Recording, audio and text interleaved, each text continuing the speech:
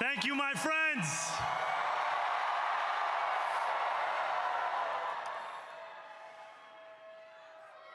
The sun may have set over our city this evening, but as Eugene Debs once said, I can see the dawn of a better day for humanity.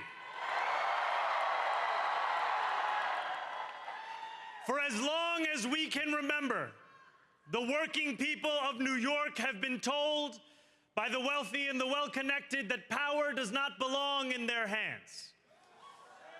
Fingers bruised from lifting boxes on the warehouse floor, palms calloused from delivery bike handlebars, knuckles scarred with kitchen burns. These are not hands that have been allowed to hold power. And yet, over the last 12 months, you have dared to reach for something greater. Tonight, against all odds, we have grasped it. The future is in our hands. My friends, we have toppled a political dynasty.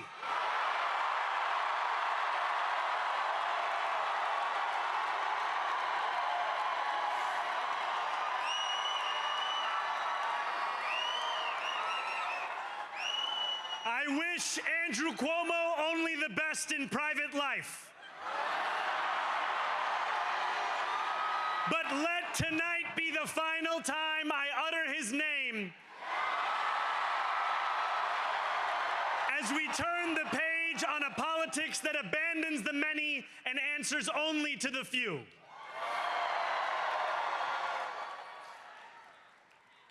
New York, tonight you have delivered a mandate for change,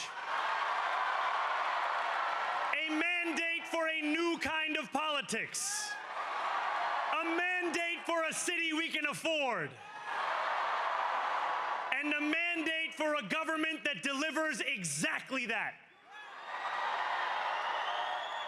On January 1st, I will be sworn in as the mayor of New York City.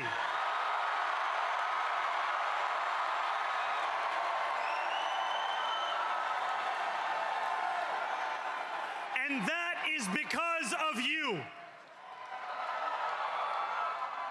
So before I say anything else, I must say this. Thank you. Thank you to the next generation of New Yorkers who refused to accept that the promise of a better future was a relic of the past. You showed that when politics speaks to you without condescension, we can usher in a new era of leadership. We will fight for you because we are you. Or as we say on Steinway, ana minkum wa ilaykum.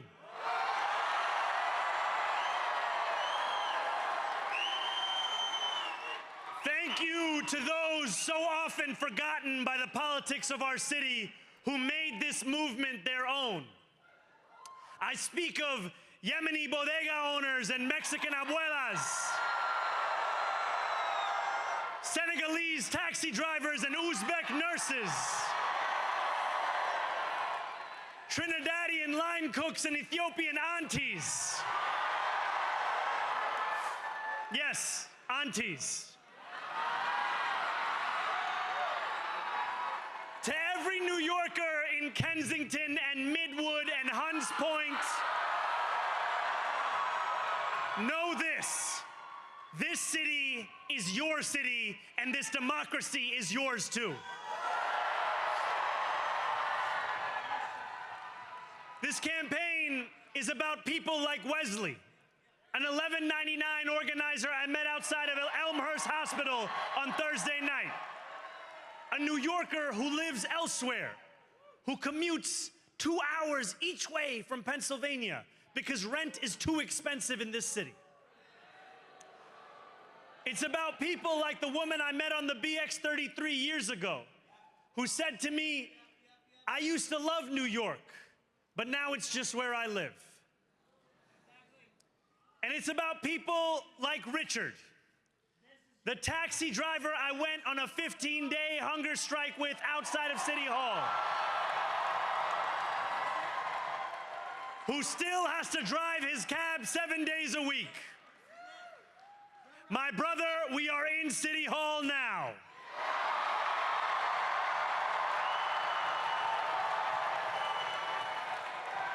This victory is for all of them, and it's for all of you.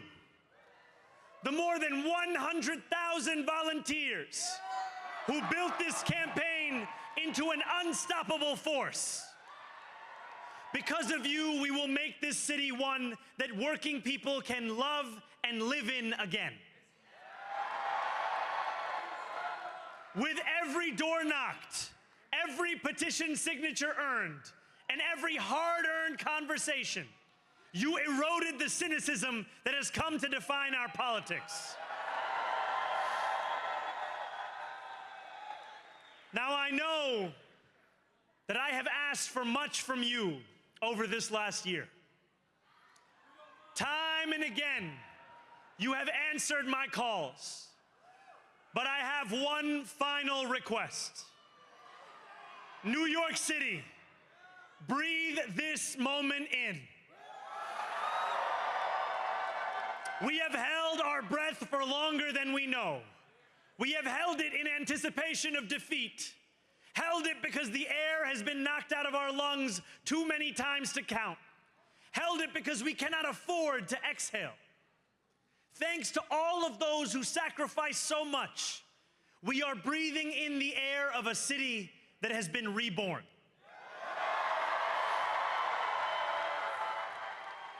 To my campaign team, who believed when no one else did, and who took an electoral project and turned it into so much more, I will never be able to express the depth of my gratitude. You can sleep now. To my parents, Mama and Baba, you have made me into the man I am today. I am so proud to be your son.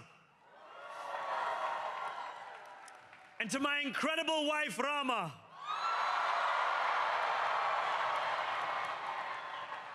Hayati, there is no one I would rather have by my side in this moment and in every moment. To every New Yorker, whether you voted for me, for one of my opponents, or felt too disappointed by politics to vote at all, thank you for the opportunity to prove myself worthy of your trust. I will wake each morning with a singular purpose: to make this city better for you than it was the day before. There are many who thought this day would never come, who feared that we would be condemned only to a future of less, with every election consigning us simply to more of the same. And there are others who see politics today as too cruel for the flame of hope to still burn. New York, we have answered those fears. Tonight, we have spoken in a clear voice. Hope is alive.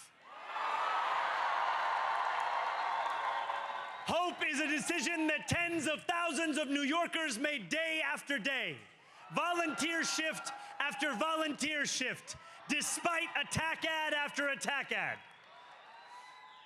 More than 1 million of us stood in our churches, in gymnasiums, in community centers, as we filled in the ledger of democracy. And while we cast our ballots alone, we chose hope together. Hope over tyranny. Hope over big money and small ideas. Hope over despair. We won because New Yorkers allowed themselves to hope that the impossible could be made possible. And we won because we insisted that no longer would politics be something that is done to us. Now it is something that we do.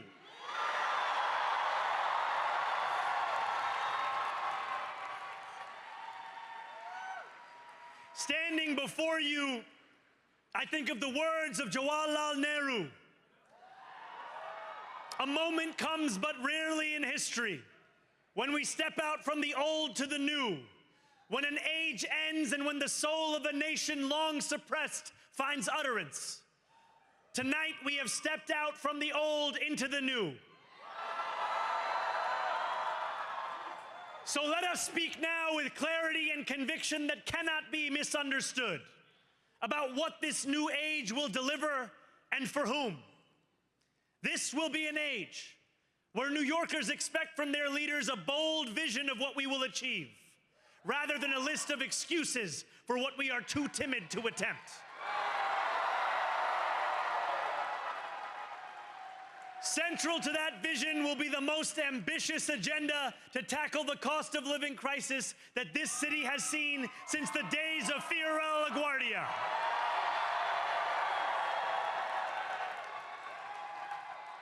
An agenda that will freeze the rents for more than 2 million rent-stabilized tenants.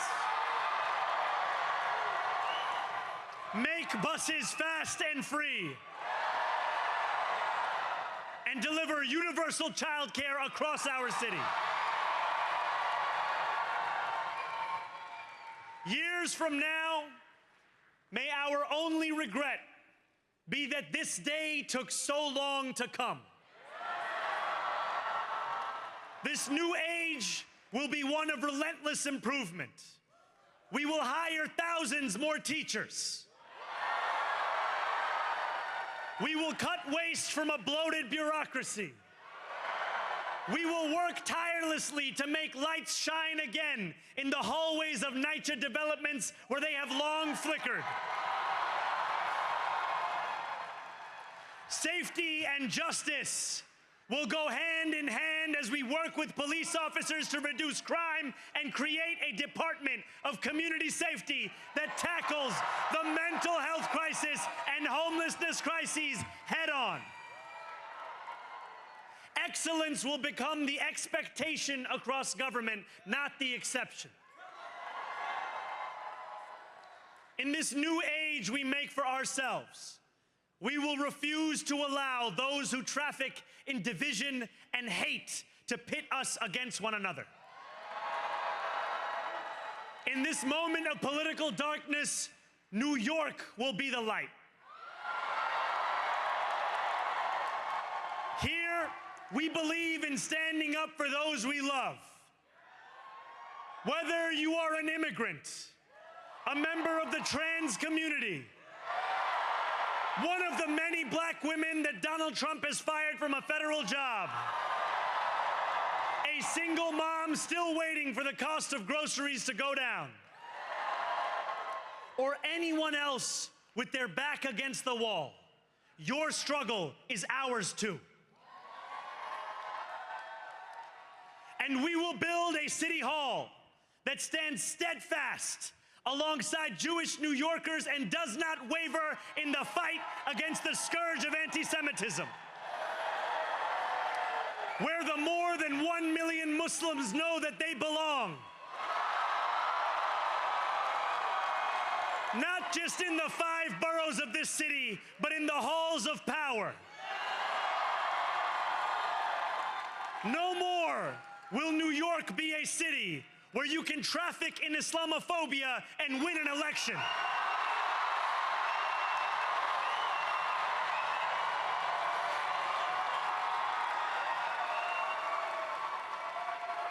This new age will be defined by a competence and a compassion that have too long been placed at odds with one another.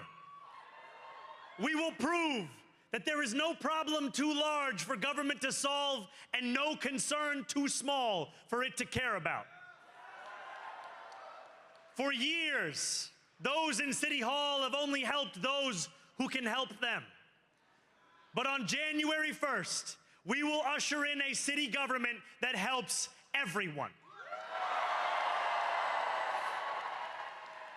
Now, I know that many have heard our message only through the prism of misinformation. Tens of millions of dollars have been spent to redefine reality and to convince our neighbors that this new age is something that should frighten them. As has so often occurred, the billionaire class has sought to convince those making $30 an hour that their enemies are those earning $20 an hour. They want the people to fight amongst ourselves so that we remain distracted from the work of remaking a long broken system.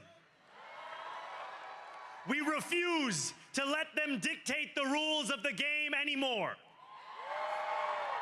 They can play by the same rules as the rest of us. Together, we will usher in a generation of change. And if we embrace this brave new course, rather than fleeing from it, we can respond to oligarchy and authoritarianism with the strength it fears, not the appeasement it craves.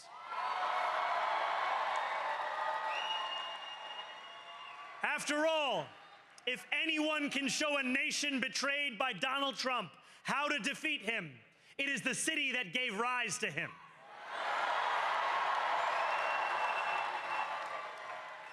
And if there is any way to terrify a despot, it is by dismantling the very conditions that allowed him to accumulate power. This is not only how we stop Trump, it's how we stop the next one. So, Donald Trump, since I know you're watching, I have 4 words for you. Turn the volume up.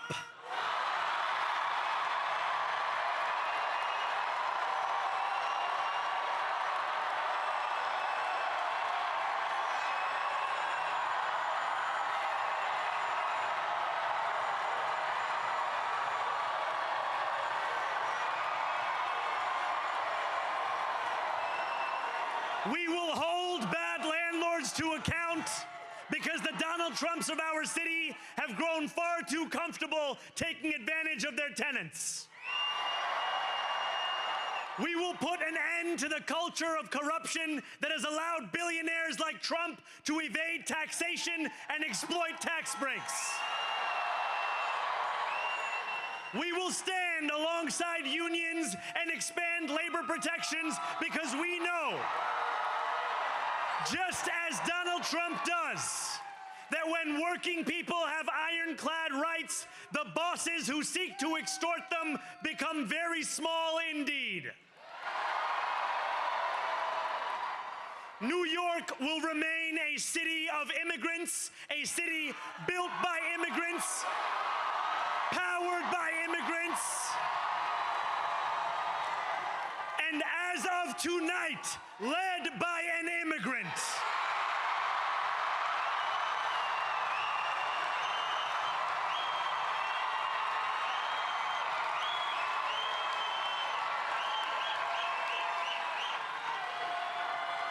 So hear me, President Trump, when I say this. To get to any of us, you will have to get through all of us.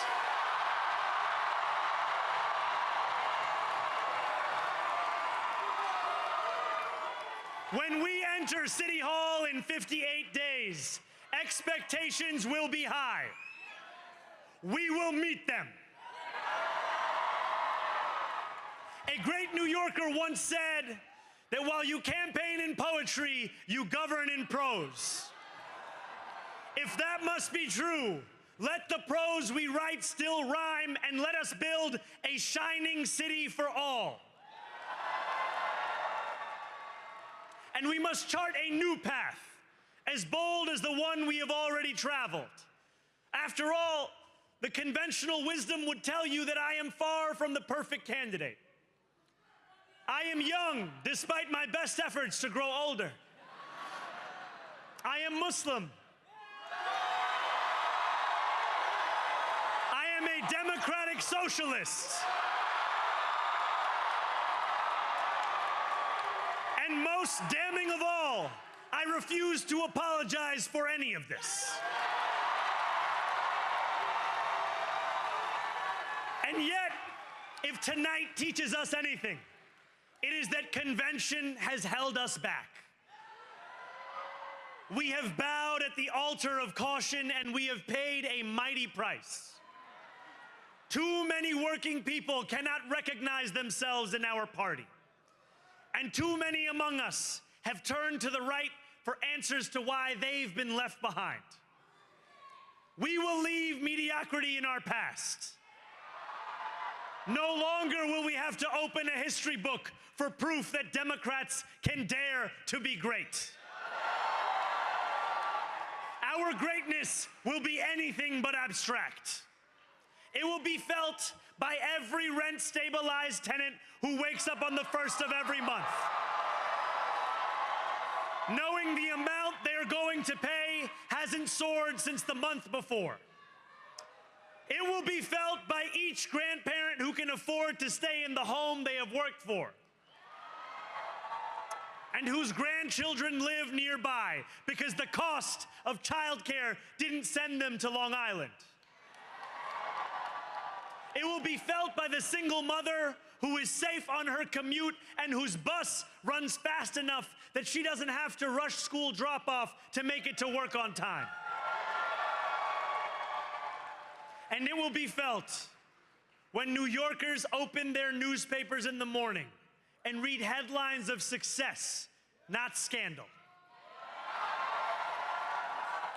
Most of all, it will be felt by each New Yorker when the city they love finally loves them back. Together, New York, we're going to freeze the... Together, New York, we're going to make buses fast and... Together, New York, we're going to deliver universal... Let the words we've spoken together, the dreams we've dreamt together, become the agenda we deliver together.